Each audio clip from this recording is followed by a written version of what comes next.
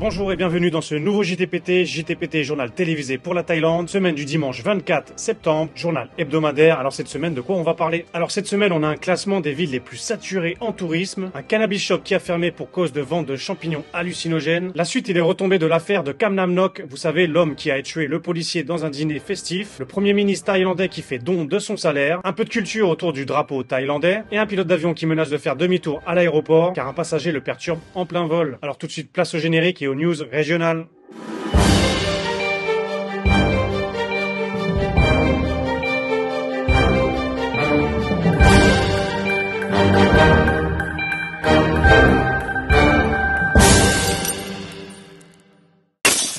Alors, un classement international est sorti sur les villes les plus saturées en tourisme. Classement source du site moneytransfer.com. Alors, sur le site, vous pouvez trouver un classement mondial, mais celui-ci ne relève que les pays d'Asie du Sud-Est. Le calcul est fait sur le nombre de touristes comparé au nombre d'habitants locaux. Alors, pourquoi ce classement en news régional? Car Phuket est championne en étant la ville numéro 1, la plus surpeuplée en tourisme. Avec un score de 118,5, donc pour un seul habitant local, vous avez 118 vacanciers en ratio. Devant Pattaya, 98,7 et devant Krabi, 72,2. Pour rester sur la Thaïlande, on a aussi Chiang Mai 2,6 et Bangkok 2,2. Alors petite devinette, quelle est la ville la plus surpeuplée en tourisme en France? Bah c'est Nice, avec 2,6 touristes par habitant, devant Paris, avec 2,2. Paris qui d'ailleurs a perdu cette année le top 1 des villes les plus visitées au monde, devant Bangkok. Ce score sur Paris m'étonne un peu parce que j'ai l'impression qu'il n'y a plus personne qui habite sur Paris même centre. Il n'y a que des bureaux, les petites écoles ferment de plus en plus car il y a un manque d'enfants. Faut dire aussi que c'est assez hors de prix, tout ça pour habiter dans une ville insécurisée et constamment en manifestation. Alors après peut-être qu'ils ont compté les proches banlieues autour de Paris pour que le ratio soit aussi bas pour la deuxième ville au monde la plus fréquentée en tourisme. Revenons en Thaïlande car c'est ce qui nous intéresse. Malgré ce classement qui statistique une saturation touristique, l'autorité du tourisme thaïlandais, la TAT, n'est toujours pas satisfaite des chiffres et souhaite toujours développer les infrastructures pour accueillir encore plus de personnes. On l'a vu dans les JT précédents avec les agrandissements et constructions d'aéroports, mais pas que, lignes de trains supplémentaires et réseaux routiers améliorés. Ce qui était d'ailleurs le sujet de la visite de monsieur Srettha Thavisin, premier ministre thaïlandais. Très actif ces derniers temps, il revient des États-Unis pour arriver directement à Phuket, visiter le chantier qui proposerait une voie rapide pour relier Patong à Katu via un tunnel. Pour désengorger cette fameuse montagne problématique qui ralentit énormément le trafic suite à de nombreux accidents réguliers et aussi les bouchons importants aux heures de pointe. Pour ceux qui habitent dans le coin, on comprend très vite l'avantage de ce projet. JTPT, les bons tuyaux, c'est peut-être le moment d'acheter ou de louer sur Katu. Car forcément avec cette voie d'accès rapide, cela va développer la ville et l'immobilier. Ne me remerciez pas, c'est cadeau. Par contre, ne m'oubliez pas, invitez-moi dans votre villa ou dans votre résidence une fois que vous êtes propriétaire. Allez, deuxième news, on reste sur Patong. Un cannabis shop a fermé pour la vente de champignons hallucinogènes, Magic Mushrooms. Classifié en catégorie 5 illégale. Le gérant, arrêté avant minuit, possédait une multitude de variétés avec une totalité de 20 grammes. Alors il suffit d'un demi-gramme pour déjà faire un voyage spirituel dans des multivers.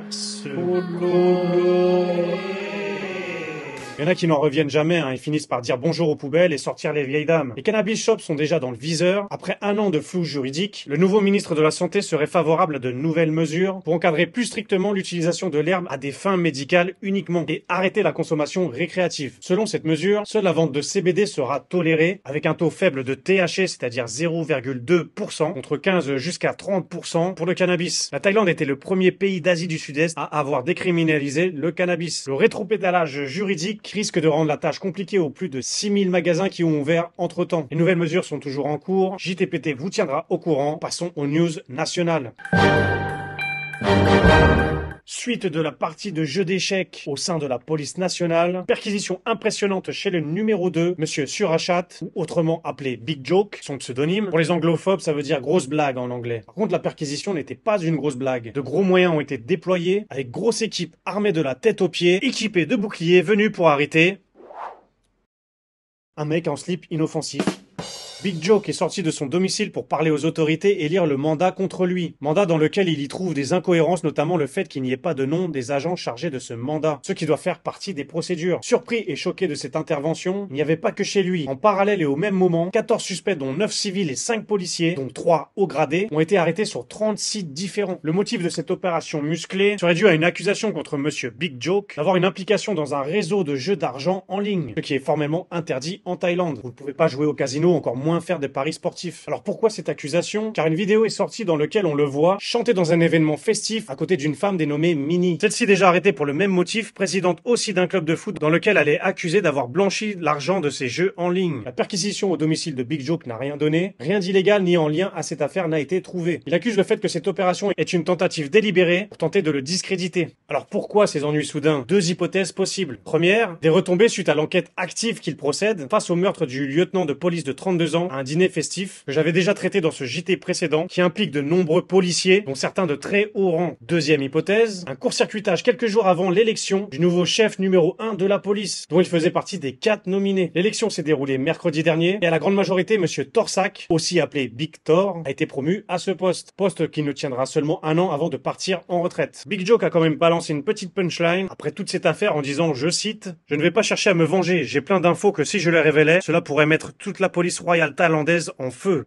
Je pense qu'il y avait déjà un petit peu le feu, alors va-t-il l'attiser ou pas? Ripou versus Justicier, qui va gagner? Affaire à suivre dans JTPT. Autre news, monsieur Sreta, Premier ministre. Faudrait que je check dans mon agenda pour l'inviter au JTPT, à la cadence où il apparaît dans chaque vidéo. Ce coup-ci, ce n'est pas pour une mesure ou une visite de chantier, mais pour une action assez surprenante qui méritait d'être soulignée. Il aurait décidé de verser mensuellement l'intégralité de son salaire et ses allocations à des associations et des œuvres caritatives pour aider les personnes les plus vulnérables. Le premier don sera fait pour une fondation pour enfants qui promeut les droits, l'éducation et leur bien-être pour développer leur potentiel physique, intellectuel et créatif. Le salaire du Premier ministre est d'environ 125 000 bahts, soit 3300 €, salaire que je trouve plutôt bas. En comparaison, en France, le salaire du Premier ministre est d'environ de 16 000 € par mois, brut, donc 5 fois supérieur à son confrère thaïlandais, mais avec autant de problèmes à gérer. Alors qui est monsieur Sreta? Avant d'être Premier ministre, il a fondé une société dans l'immobilier, qui est à l'heure actuelle une des plus grandes du pays. Société qui est estimée actuellement à 2,9 milliards de dollars, avec un chiffre d'affaires en 2022 de 1 milliard de dollars, avec comme bénéfice 118 millions. Donc autant dire que les 3300 € de salaire, cela ne risque de pas trop lui manquer. Alors les mauvaises langues diront peut-être oui, mais c'est rien du tout, il pourrait donner plus, ce n'est qu'un coup de com', et en attendant, il donne quelque chose. Cela représente 10 mois de SMIC thaïlandais qui tomberont chaque mois. Combien donnent nos premiers ministres par exemple par mois? Walou? Au contraire, ils gardent tout, plus se font payer les dépenses et toutes les charges au quotidien. Et même s'ils devaient donner 3 000 € par mois, il en resterait encore 13. On a même à l'inverse des ministres qui récoltent des cagnottes à utilisation douteuse de l'argent, hein? On l'entend moins parler ces derniers temps, hein. Un peu de culture thaïlandaise avec l'histoire de son drapeau qui vient de fêter son anniversaire ce jeudi 28 septembre dernier, car il a été créé à la même date mais en 1917. Et depuis 2016, 100 ans après, il a été officialisé comme un jour national. Le drapeau contient 5 bandes horizontales, dont la couleur rouge qui représente les terres et le peuple, le blanc pour la religion et le bleu pour la monarchie. Une autre description symbolise ces couleurs comme le rouge, la valeur, le courage et la puissance, le blanc comme la paix, l'innocence et la pureté, et le bleu, la liberté, la vérité, la justice et la loyauté. Je suis sûr que la plupart d'entre vous, vous ne le saviez pas, mais j'ai fait ma petite recherche un peu plus poussée. Saviez-vous que le drapeau n'a pas toujours été celui-ci, aux couleurs rouge, blanc, bleu? Le tout premier drapeau était entièrement rouge. Ensuite, le deuxième, quelques décennies plus tard, le symbole du chakra culture hindouiste est apparu en blanc. Le troisième, un éléphant a été rajouté, car Rama II était au règne à ce moment-là, et il était possesseur de 3 éléphants blancs. En 1855, durant le règne de Rama IV, s'ensuit le 4e drapeau, qui symbolisera uniquement l'éléphant, qui est toujours un emblème culturel et national. 1916, sous Rama VI, les premières lignes apparaissent sur le 5e drapeau, l'éléphant qui représente le côté royal, et les lignes qui représentent le peuple, les roturiers, les non-nobles. Et enfin, le dernier, comme je l'ai précisé en 1917, celui que vous connaissez tous. Profitons-en pour apprendre quelques mots en thaï à propos des pays. Alors aujourd'hui, on va apprendre à dire « je suis français ». Je viens de France. Après, si vous n'êtes pas français, vous remplacez juste le nom par votre pays en anglais et ils vont comprendre. Alors, pom, c'est je au masculin et chan, c'est je au féminin. Donc, par exemple, vous dites pom pen kon farangset. Pen, ça veut dire être et kon, ça veut dire une personne. Après, vous pouvez très bien raccourcir en disant pompen farangset. Farangset, ce qui est un peu marrant, c'est la déformation de français. Comme ils ont du mal à le dire, ils disent français, français, farangset. Et donc, pour dire je viens de France, vous dites pom ma jack farangset. Ma, ça veut dire venir. Ma jack, ça veut dire venir de. Donc venir de France. Alors comme le résultat du sondage que j'avais demandé dans la vidéo dernière, vous êtes 60% à répondre positif à continuer les news internationales, donc passons aux news internationales. News internationale, alors aux États-Unis, pendant un vol direction Houston, le commandant de bord a fait une annonce au micro assez surprenante. Après avoir décollé, il menace de retourner à l'embarquement, casse départ pour l'avion. Alors pourquoi? Car parmi les passagers, une personne n'arrêtait pas de lui envoyer des photos dénudées via le système AirDrop d'Apple, ce qui apparemment le perturbait. Bon, à la fois sans prendre la défense de la personne qui envoie les photos, quand on active AirDrop, on voit des noms mais on ne voit pas qui est qui. Ce n'est pas marqué par exemple commandant de bord. Donc je ne pense pas que c'était intentionnel d'embêter le mec qui est aux commandes de l'engin qui transporte plus de 300 personnes à 10 000 mètres de hauteur. Bon, après il y a pire comme perturbation, hein. Après c'est vrai qu'on n'a pas vu les photos et on ne sait pas qui c'est. Même si sur la photo on voit une jeune femme, ça peut être très bien la jeune Amy dans la fleur de l'âge, que la jeune mamie plus dans l'âge que la fleur, ou alors même un monsieur qui avec l'altitude a des afflux sanguins incontrôlés. On ne sait pas. Visiblement cette personne ne devait pas plaire au commandant. Pour moi, vu le nombre de personnes qu'il y a autour de moi, ce problème ne devrait pas arriver. Oui, allô, dépêchez-vous parce que c'est bientôt la fin du JT là. Je me dépêche si je veux, hein. Puis t'inquiète pas, hein. Même si t'étais commandant de bord, y a personne qui voudrait t'envoyer des photos à toi. Bah, pourquoi? Pourquoi? Mais t'as vu la tête que tu te payes? Tu devrais faire la liste de tes chromosomes, voir s'il t'en manque pas quelques-uns. Bon, ça va, y a pire, hein. J'essaie déjà d'être présentable devant mes téléspectateurs. Et puis c'est facile de la part de quelqu'un qui appelle toujours en anonyme. Bah, faites voir votre tête, tiens, à voir qu'on rigole un peu. Ah bah mon vieux, vaudrait mieux pas, hein. Tu serais jaloux.